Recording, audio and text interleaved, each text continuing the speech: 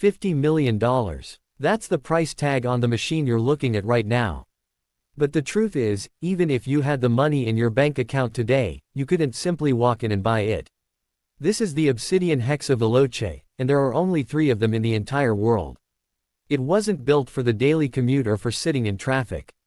It was designed for a future we haven't quite reached yet, a world where the roads are flawless and speed limits are just a polite suggestion. When you first look at it, your brain takes a second to catch up. It looks familiar, like the angry, sharp-edged supercars we've loved for decades, but then you see the back. 6 wheels, not 4. That's when you realize this isn't just another fast car. This is an experiment in physics. The engineers didn't just add an extra axle to make people stare.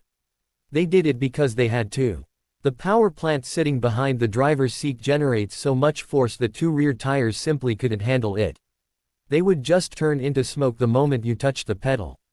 By adding 2 more contact points, the car claws into the asphalt. It doesn't spin, it just launches. Let's talk about that color. They call it royal black. But black is usually just the absence of light.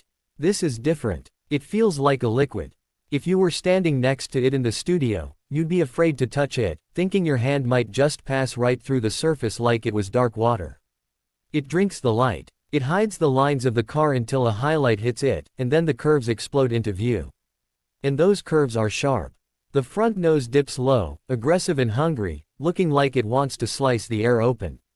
Then there's the contrast. The rims. They're finished in a color called solar flare orange. It's a violent, bright orange that looks like molten iron right before it cools down. The design of the wheels is incredibly complex, a web of metal that looks like it was grown in a lab rather than cast in a factory. Against the deep, infinite black of the body, those wheels look like they're burning. It's a warning. In nature, bright orange usually means, stay away, I'm dangerous. That's exactly what this car is telling you. Imagine walking up to it. There are no door handles. The car senses your heartbeat as you approach.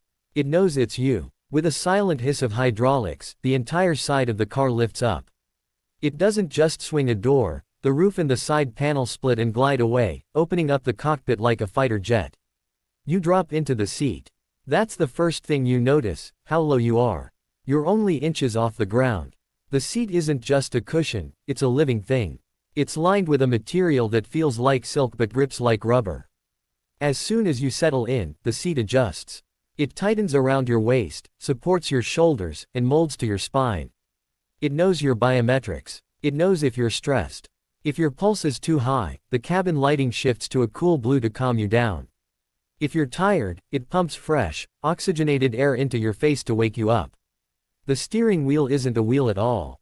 It's a yoke, like something you'd find in a spaceship. There are no buttons on the dashboard.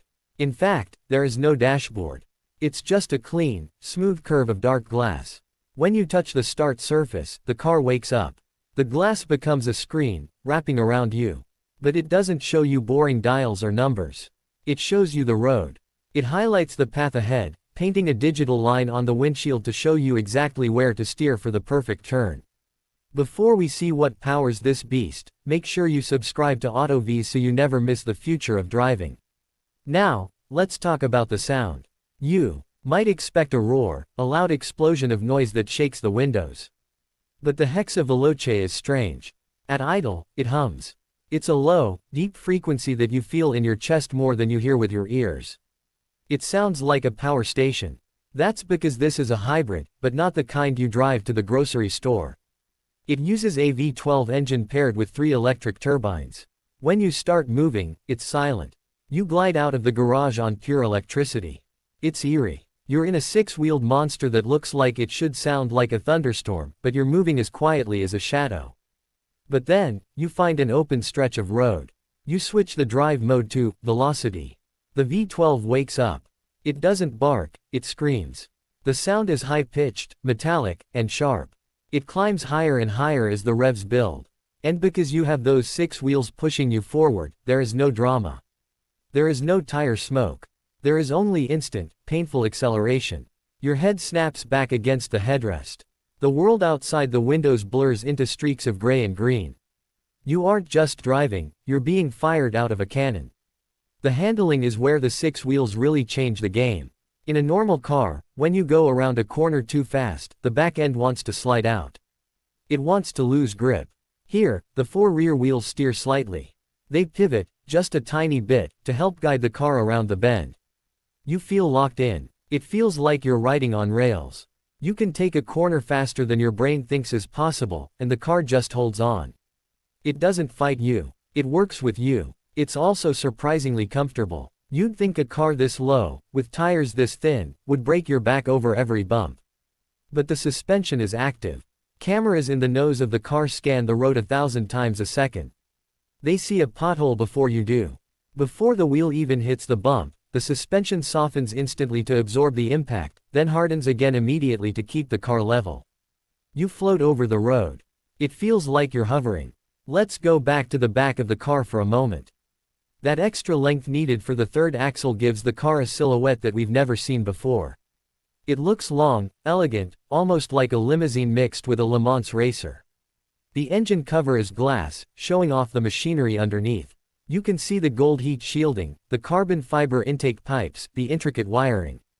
It's like wearing a watch with a clear case back. The mechanism is part of the beauty. And at night, this thing transforms. The orange rims have a subtle glow to them, powered by the friction of the brakes. The headlights aren't just bulbs, they are lasers.